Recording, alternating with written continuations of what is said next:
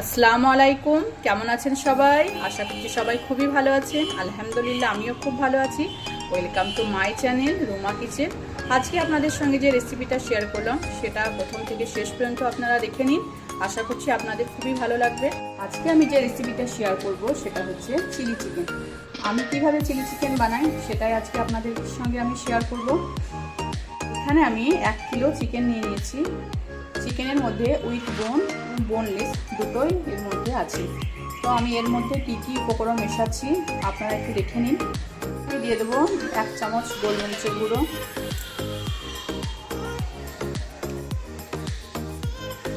1 চামচ আদা রসুনের পেস্ট, কালারটা সুন্দর হওয়ার জন্য কাশ্মীরি লঙ্কার গুঁড়ো,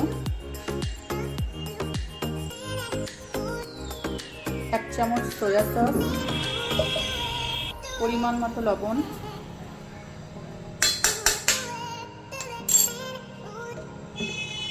1 চামচ ভিনেগার। এই সবগুলোকে এখন আমি ভালো করে হাত দিয়ে মাখিয়ে নেব। খুবই ভালো করে মাখিয়ে নিতে হবে। খুবই ভালোভাবে আমার মাখানো হয়ে গেছে।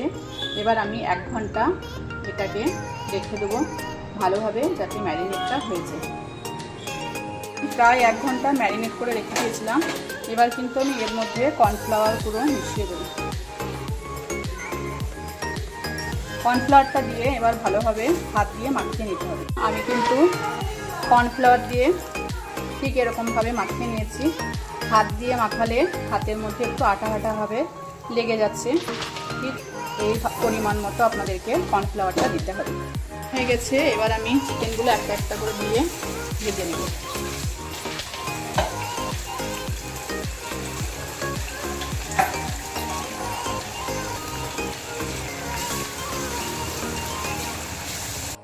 চিকেনের পিসগুলোকে আমি এবার একদিক থেকে আরেক দিক উল্টে পাল্টে দেবো। চিকেনগুলো আমার লাল লাল করে ভাজা হয়ে গেছে। এবার আমি তুলে নেব।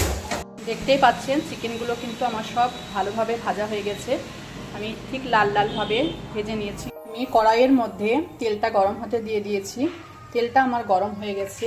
এবার আমি এর মধ্যে আদা আর রসুন থেঁতো করা আছে, সেটা আমি দিয়ে দিলাম।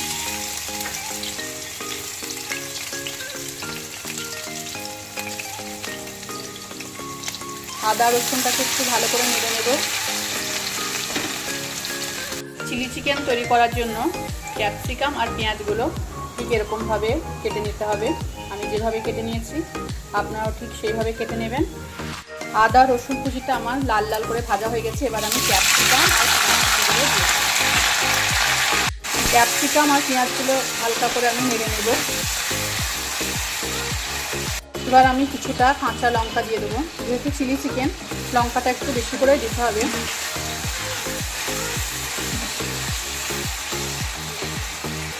পরিমাণ মতো আমি লবণ দিয়ে দেবো, তাহলে পেঁয়াজ আর ক্যাপসিকামটা তাড়াতাড়ি নরম হয়ে যাবে।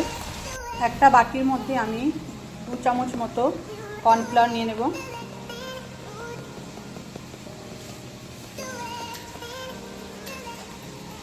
এবার কর্নফ্লাওয়ারটাকে আমি পানি দিয়ে গুলে নেব। পেঁয়াজ আর ক্যাপসিকাম আমার হালকা হালকা ভাজা ভাজা হয়ে গেছে। এবার এর মধ্যে আমি কিছু কিছু সস দিয়ে দেবো। প্রথমেই দেবো আমি চিলি সস। 1 কিলো মাংসর চিলি চিকেন করছি, ওই জন্য সসের পরিমাণগুলো একটু আমি বেশি বেশি করে দিচ্ছি। আপনারা আপনাদের পরিমাণ অনুযায়ী সসগুলো দেবেন। 1 চামচ মতো আমি সয়া সস দিচ্ছি।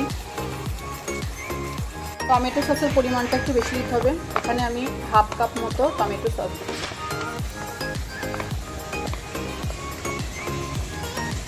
1 চামচ মতো ভিনেগার দিচ্ছি। 1 চামচ মতো গোলমরিচের গুঁড়ো দিচ্ছি।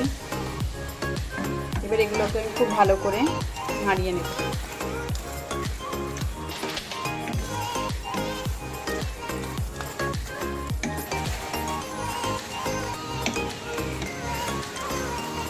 এগুলোকে এবার আমি কড়াইয়ের মধ্যে ঢেলে দেব।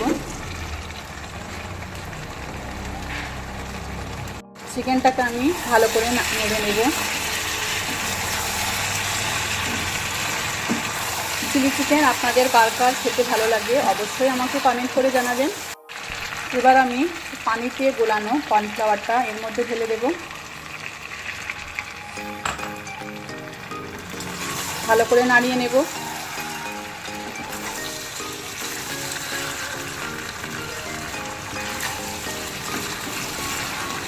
রেসিপিটা তৈরি করার জন্য আমি প্রয়োজন মতো পানি মিশিয়ে দেব। বন্ধুরা দেখতেই পাচ্ছেন আমি কিন্তু প্রয়োজন মতো পানি এখানে মিশিয়ে দিয়েছি। এবার আমি ঢাকা দিয়ে রেখে দেব 5 মিনিট। এখন চিলি চিকেনটা কিন্তু আমার প্রায় হয়ে গেছে। দেখুন দেখতে কিন্তু খুবই সুন্দর লাগছে। আমি কিন্তু আপনাদেরকে খুবই ঘরোয়াভাবে চিলি চিকেনের রেসিপিটা শেয়ার করলাম। আপনারা কিন্তু অবশ্যই একবার বাড়িতে এরকমভাবে তৈরি করবেন। আমি ওপর থেকে কিছু ধনেপাতা কুচি ছড়িয়ে দিলাম, কিছু কাঁচা লঙ্কা দিয়ে দিলাম।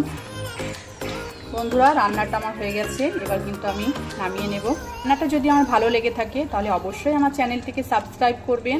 কেমন লাগছে আমার রান্না কমেন্ট করে জানাবেন, অবশ্যই একটা লাইক দিয়ে দেবেন। আজকে আসছি, আবার কোনো দিন নতুন রেসিপি নিয়ে আপনাদের সঙ্গে হাজির হব। খোদা হাফেজ, ভালো থাকবেন সবাই।